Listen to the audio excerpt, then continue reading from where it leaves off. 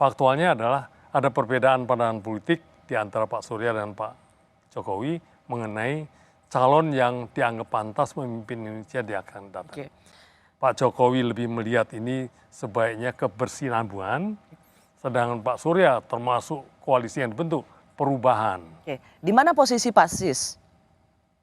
Kalau sekarang ini saya menganut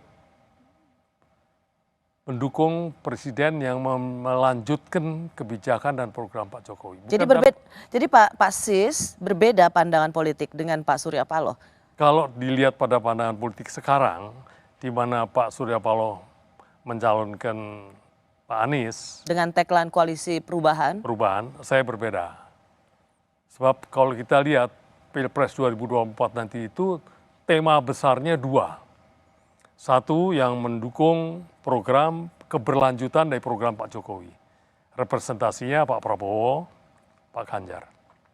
Yang kedua yang ingin melakukan perubahan. Koalisinya namanya perubahan, bahkan beberapa orang menyebutnya sebagai antitesa adalah Pak Anies. Saya cenderung kepada keberlanjutan. Kenapa?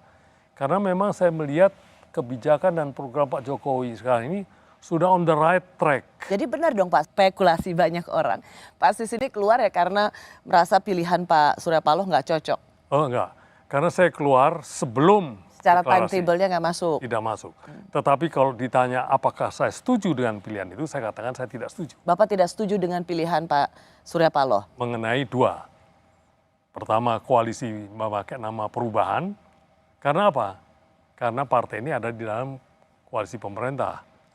Berarti ikut menyusun program-program pemerintah. Kenapa ini mesti pakai nomenklatur perubahan?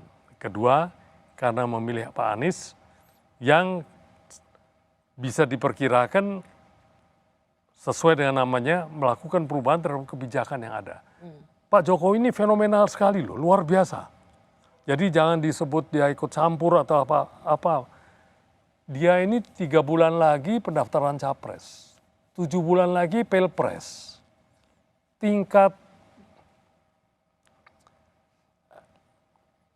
acceptancy masyarakat 82%. Ya, kalau di Kompas 70, sekian persen, Litbang 70.